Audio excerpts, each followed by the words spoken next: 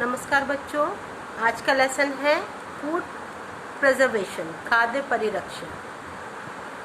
परिरक्षण का अर्थ है कि किसी भी भोज्य पदार्थ को संसाधित करने का ऐसा तरीका जिससे उसे खराब होने से बचाया जा सके और भविष्य में भोग करने के लिए उसे उचित स्थिति में रखा जा सके।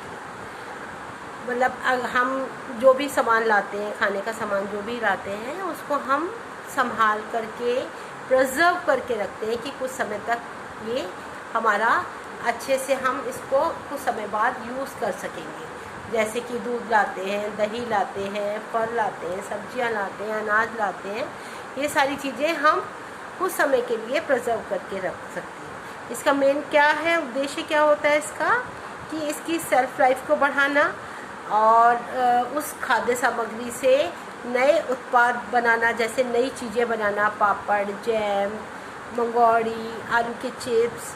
इस तरीके से हम भोजन में बहुत सारी विभिन्नता ला सकते हैं और उसको स्वाद बढ़ा सकते हैं।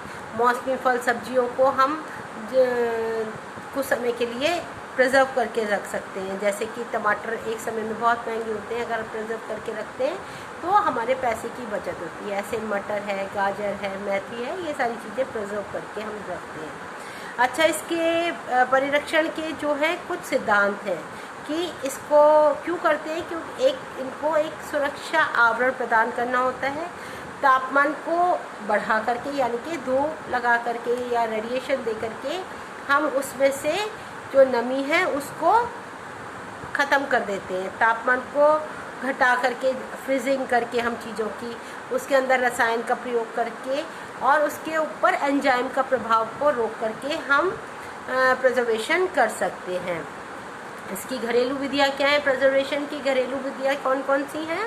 कि सुखाना और निर्जलीकरण करना, नमक, मसाले और तेल के साथ अचार डालना, जैम, जेली, मुरब्बा बनाना, स्क्वैश जूस को बोतलों में भरना और उनको जमाना। सुखाना और निर्जलीकरण आपको समझ में आ गया कि धूप में आपने, जैसे मेथी सुखाते हैं, मटर को हम फ्रीजिंग करके रखते हैं।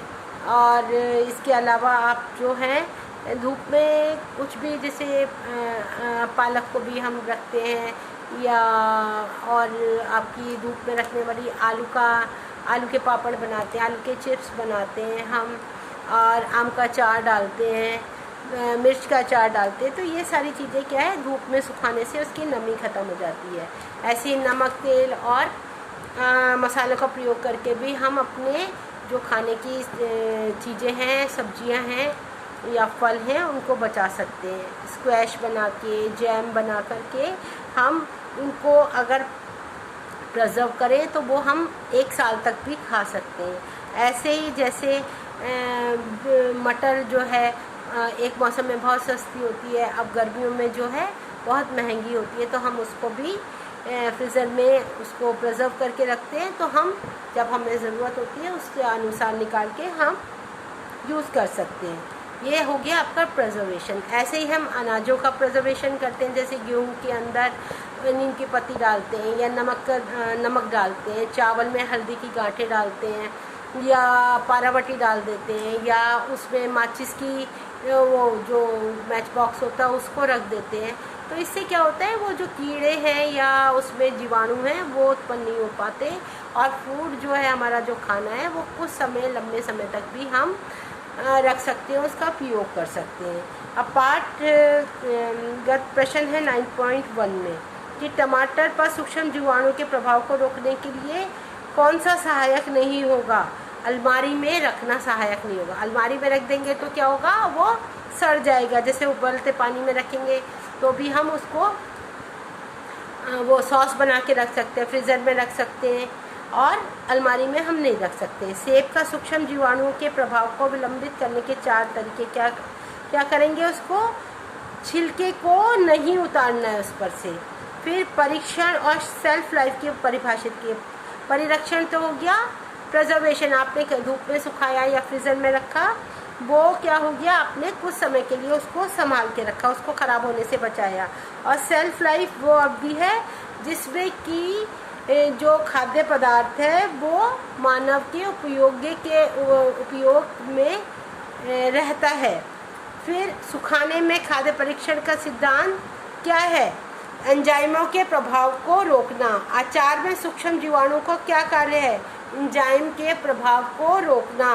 खाद्य परीक्षण के में जमाने का क्या कार्य होता है? कि जो सूक्ष्म जीवाणु हैं उनको रोकना। अगर आम का अचार तैयार करने की विधि के बारे में मैंने आपको बताया कि आम के अचार में से उसको पहले धो करके साफ़ करेंगे, उसको पोंछ करके उसको काट लेते हैं छोटे छोटे पीस में, गुठलियों को निकाल कर रख देते हैं और नमक के पानी में उसको भिगो कर रखते हैं 1 दिन तक। उसके बाद उसको उसमें से नमक के पानी में से निकाल के सफ़ेद कपड़े पर, साफ़ मलमल के कपड़े पर धूप लगाते हैं उसको 3-4 दिन। जब वो पीला हो जाता है अचार तो उसमें मसाला और तेल अच्छे से मिला कर के और बॉटल में भर के रखते हैं और उसको सप्ताह में 2-4 बार धूप जरूर दिखाते हैं। इससे आपका जो अचार है 1-2-3 हफ्ते में खाने योग्य हो जाता है। ऐसे ही मेथी के पत्तों को जमाने की विधि के बारे में लिखो। मेथी के पत्तों को अच्छी तरह धो लेंगे, उसके बाद साफ़ करके उसको अलग कर देंगे डंडियों को और उसको भी ऐसे ही सफ़ेद कपड़े पर या किसी भी मलमल के कपड़े पर धूप पे रखेंगे। 3-4 दिन उस पर अच्छी तरीके से धूप लगाएंगे तो वो फिर हम उसको संभाल कर महीने, 2 महीने और 4 महीने भी रख सकते हैं। अब आपको मैंने ये सारा पूरा करवा दिया है। खाद्य प्रिजर्वेशन, फूड प्रिजर्वेशन, इसका महत्व भी आपको करा दिया कि इसके फूड की जो है सेल्फ लाइफ बढ़ जाती है और अगर हम उसको भेजना चाहते हैं कहीं जहाँ वो चीज़ें नहीं मिलती तो वो आसानी से जा सकती हैं। आप अगर जैसे एक मौसम में वो चीज़ नहीं मिलती, आपने उसको प्रिजर्व करके रखा है तो आप उससे हर मौसम में यूज़ कर सकते हैं। इससे हमारे धन की भी बचत होती है, एक जगह से दूसरे स्थान पर भी वो बड़ी आसानी से पहुंच जाता है। ठीक है। फलों का परिरक्षण आहार में विविधता और आकर्षण पैदा करता है। जैसे कि अगर हम मिक्स फ्रूट का जैम बनाते हैं, जेली बनाते हैं, मुरब्बा बनाते हैं सेब का और शरबत बनाते हैं, तो ये सारी चीज़ें विभिन्नता, बहुत अलग डिफरेंट हमारे टेस्ट का और उसमें हमें बहुत अच्छा भी लगता है कि हम वैरायटी ऑफ फूड ले रहे हैं। फिर उसके बाद क्या है कि जो आपका आता है संरक्षित भोज्य पदार्थ का स्वाद और सुगंध भी बढ़ जाती है और जो हम प्रिजर्व करके भोजन रखते हैं उसके अंदर क्या होता है, विटामिन सी और बी भी नष्ट होते हैं। इस कमी को वो अन्य भोजनों से पूरा किया जा सकता है और इससे हमारे धन और समय की भी बचत होती है। ये आपका हो गया। फिर उसके जो है मेथड ऑफ फूड प्रिजर्वेशन की विधियाँ कौन कौन सी हैं? यूज़ ऑफ हाई टेम्परेचर, अधिक तापमान पर। जो घरेलू विधि क्या है, धूप में हम रखते हैं, सूरज की रोशनी में रखते हैं, रेडिएशन दे करके रखते हैं, जब भून के भी रख लेते हैं ना, जैसे सूजी है, सूजी को हम अच्छे से भून कर रख लेते हैं तो उसमें कीड़े नहीं पड़ते हैं। ऐसे ही आप मैदा को अगर आप फ्रीजर में रखते हो तो कीड़े नहीं पड़ते हैं। तो ऐसे ही जैसे कि आप 100 डिग्री सेल्सियस के नीचे तापमान पर अगर आप उसको पका कर रखोगे तो आपकी जो चीज़ है वो ख़राब नहीं होती। जैसे चावल, सब्जी, मीट, ये सब जो है 100 डिग्री सेल्सियस पर ही बनाए जाते हैं और इसके जो जीवाणु जो हैं वो नष्ट हो जाते हैं और इसको हम 12 से 14 घंटे तक भी रख सकते हैं। फिर औद्योगिक विधियाँ हैं, पास्चराइजेशन। उसके अंदर आप क्या क्या करते हो, आप जैसे दूध का पास्चराइजेशन करते हैं तो उसमें क्या है कि वो 72 डिग्री सेल्सियस से या ऊंचे तापमान पर 15 मिनट तक रखा जाता है। उसके बाद वो दूध को ठंडा कर दिया। जैसे पैकेट वाला दूध होता है वो पास्चराइज्ड होता है सारा दूध। आप उसको 1 दिन, 2 दिन, 4 दिन भी आप रख सकते हो उसको और यूज़ कर सकते हो। ऐसे कैनिंग है, कैनिंग फूड में जैसे कैन आते हैं, आपके फ्रूट जूस के कैन आते हैं, आपके मैगी वो टमाटो सॉस आती है, जैम आते हैं, तो ये सारी चीज़ें क्या है, डिब्बाबंदी वाली चीज़ें हैं। फिर उसके बाद क्या है कि आपको ध्यान देने योग्य बात इसमें क्या है कि फल, सब्जियों, फलों के रस, दूध, पाउडर, सूप, मक्खन आदि का सबको हम टीन बंदी के द्वारा प्रिजर्व कर सकते हैं। फिर लो टेम्परेचर पर यानी कि रेफ्रिजरेशन का यूज़ करके, घरेलू जो क्या है हिमीकरण की विधि, हमारे सबके घर में फ्रिज है, फ्रिज के अंदर हम सब्जी रखते हैं, दूध रखते हैं, खाना जो मम्मी ने सुबह बनाया है, दाल चावल सब्जी जो भी बनाया उसको हम प्रिजर्व करके रखते हैं तो हम शाम को या अगले दिन भी हम उसको यूज़ करते हैं। और फिर घरेलू हिमीकरण क्या है, फ्रीजिंग करके, जैसे कि हमने मटर के दाने छील के रखे, टमाटर प्योरी बना के रख ली, और इसके अलावा आइसक्रीम है, ऐसे प्रिजर्व करके हम हफ्ता 10 दिन 15 दिन भी खा सकते हैं। फिर उसके बाद औद्योगिक विधियाँ जो है, जैसे कोल्ड स्टोरेज जो है, कितनी सब्जियां होती हैं, सबको फ्रूट्स हैं, सब्जियां हैं, तो क्या होता है वो जितने भी कोल्ड स्टोरेज हैं गवर्नमेंट के, वहाँ पर रखी जाती हैं, सालों साल 6-6 महीने भी हम उसको यूज़ कर सकते हैं। ऐसे ही फ्रीजिंग का है, ये भी जो है हम इन चीज़ों को 2-2, 4-4, 6-6 महीने के लिए उस कोल्ड स्टोरेज में रख सकते हैं। फिर क्या है कि फ्रिज किए गए भोजन को खरीदकर जल्दी ही खा लेना चाहिए, और चाहे वो, अब जैसे आपने देखा होगा कि हम वो पैकेट्स मिलते हैं कि आप इसको घर ले जाके रेडी टू ईट वाले जो होते हैं, आप उसमें दाल चावल हैं या राजमा चावल है, आपने उसको गर्म पानी में या फिर उसमें रखा, माइक्रोवेव में रखा, और उसको आप खा सकते हैं। तो ये सब क्या है, ये फ्रीजिंग वाले हैं इसके उदाहरण। अच्छा, परिरक्षण की घरेलू विधियाँ हैं, धूप में सुखाना, फिर रेडिएशन, मैंने आपको सूजी का जो उदाहरण दिया, सूजी भून कर रखते हैं। इसके अलावा भी हम जैसे सेवियाँ बनाते हैं, उसको भून के रखते हैं, तो ये हाई रेडिएशन दे करके भी हम फूड को प्रिजर्व कर सकते हैं। आलू के चिप्स को बनाना, जैसे आलू को अगर हमें प्रिजर्व करना है तो आलू के चिप्स को हम बना सकते हैं। आलू को छील करके, उसको धो करके, काट के, नमक और क्या नाम है, उसमें थोड़ा सा पोटेशियम मेटाबाई सल्फाइड डाला जाता है, जिससे वो काला ना पड़े, और उसका फिर अगले दिन हम उसको गर्म पानी में थोड़ा सा हल्के में उबालते हैं और उसको फिर धूप में सुखाते हैं, तो वो हमारे आलू के चिप्स के रूप में यूज़ हो जाता है। तो इस तरीके से हम आलू के पापड़, सूजी के पापड़, डिफरेंट वैरायटी हम बना सकते हैं। आलू के लच्छा और चावल की कचरी, ये सारी चीज़ें इसी तरीके से बनती हैं। अब जैसे अब क्या है, सभी के घरों में अचार पड़ता है। अचार कैसे, तेल का अचार अगर हम डालते हैं, आम का अचार, तो भी हम आम को 1-1 साल तक भी हम अचार को संभाल के रख सकते हैं। आपकी बुक के अंदर ये तेल का आम का अचार की विधि है। ये सभी बच्चे एक डब्बी, एक बॉक्स के अंदर छोटे से में मम्मा को बोलो, चाहे वो आधा किलो आम का अचार डालें, आपको समझाएं। इसमें पूरी विधि है, ये इसमें 1 किलोग्राम की है, आप आधा किलो भी डाल सकते हो।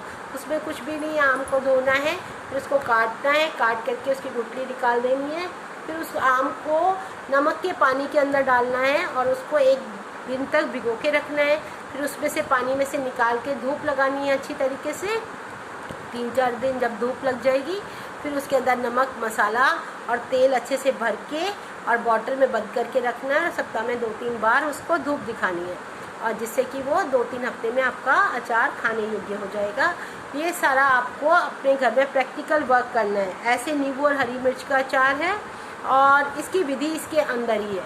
आम के मीठे अचार की भी विधि है। हर एक बच्चा एक जो प्रैक्टिकल है वो अवश्य ही करेगा। वो मैं उसकी वीडियो आप मेरे पास सेंड करो। और इसके अलावा अगर कोई भी प्रॉब्लम आपको लगती है कि हम नहीं कर पा रहे या हमें मम्मी नहीं करने दे रही, तो आप एक बार मेरे से ज़रूर बात करो, ठीक है। इसी तरह सेब का जैम बनाना, आजकल सेब बहुत अच्छा आ रहा है, और सेब का जैम आप चाहे आधा किलो सेब का बनाओ, आपका छोटा सा बॉक्स में बन जाएगा, और आपको बड़ा मज़ा आएगा कि जब कहोगे अरे वाह, मैंने तो सेब का जैम बनाया। उसमें भी कुछ नहीं है, सेब को आपने छीलना है, उसका गूदा बनाना है, और उसको थोड़े से पानी में उसको उबालना है, फिर उसमें चीनी और सिट्रिक एसिड को मिला देना है, और उसको अच्छी तरह से खूब मैश करते जाना है। जब इसको क्या होगा, जब वो तैयार हो जाएगा, उसका प्लेट टेस्ट कैसे करोगे आप? प्लेट टेस्ट के लिए 1 चम्मच जो भी आपने बनाया है, वो जैम बनाया, उसको प्लेट में ऐसे डाल दो। डालने के बाद थोड़ी देर बाद देखो, अगर वो जमने लगा है तो इट मीन्स आपका जो ये है जैम है वो बिल्कुल तैयार है। और फिर उसको आप उतार करके बॉटल में भर दो थोड़ा सा ठंडा होने के बाद, और फिर उसको जब वो बिल्कुल ठंडा हो जाए, फिर उसकी ऊपर की कैप लगाकर आप फ्रीजर में रख दो, तो ये आपका सेब का जैम तैयार हो जाएगा। ये आपको मैंने प्रैक्टिकल के 3 काम बताए हैं, ये आप अच्छी तरीके से इनको मम्मी के साथ बैठ कर के करोगे, और इसके बाद है ये आपके महत्वपूर्ण प्रश्न में है, फलों को सुखाते समय कौन कौन सी बातें ध्यान रखनी चाहिए कि जो फल जो भी लेंगे, जो भी चीज़ हम लेंगे वो साफ़ सुथरी और दाग रहित होनी चाहिए, बिल्कुल फ्रेश होना चाहिए और साफ़ पानी से उसको धो लेना चाहिए। उसके बीज और गुठली भी निकाल देनी चाहिए और घोल से निकालने के बाद सब्जियों के समान किसी भी विधि का प्रयोग करके उसको सुखा लेना चाहिए। ठीक है। फिर सुखाई गई सब्जियों फलों को किस प्रकार से संग्रह करो, कैसे कि जो भी चीज़ आपने सुखाई है उसको पॉलीथीन बैग आपका ऐसा होना चाहिए या कोई ऐसा जार होना चाहिए जिसमें कि हवा या नमी जाए ना, उसको अच्छी तरीके से सील पैक करके उसको रखना चाहिए। छोटे छोटे पैक बनाने चाहिए, यानी कि एक साथ इतने सारा बड़ा पैक बना दिया फिर बार बार निकालने से उसमें नमी जा सकती है। आप छोटे छोटे पैक बनाओ जिससे उसको सील करके रखो और उसको संभाल, जिससे कि वो आपका जो खाद्य पदार्थ है वह काफ़ी समय तक प्रिजर्व रहे। फिर उसके बाद में आपका है जो ऑलमोस्ट मैंने ये लेसन आपका कंप्लीट करा दिया है। सिद्धांत मैंने आपको बताई दिए थे, आहार संरक्षण के प्रमुख सिद्धांत, सूक्ष्म जीवाणुओं को दूर रखना और सूक्ष्म जीवाणुओं को हटाकर रखना और कम तापमान पर, फिर ऑक्सीजन रहित परिस्थितियाँ। इसमें क्या है कि डिब्बाबंद जो होते हैं उसमें कुछ जा नहीं सकता अंदर, डिब्बाबंद, इस सिद्धांत का उपयोग डिब्बाबंद और पैक किए भोज्य पदार्थों के संरक्षण कारक के रूप में होता है। जैसे रेडी टू ईट फूड है या डिब्बाबंद जो भी हमारा खाद्य पदार्थ है उसमें ये जो आपका है एब्सेंस ऑफ ऑक्सीजन कंडीशन ये यूज़ किया जाता है।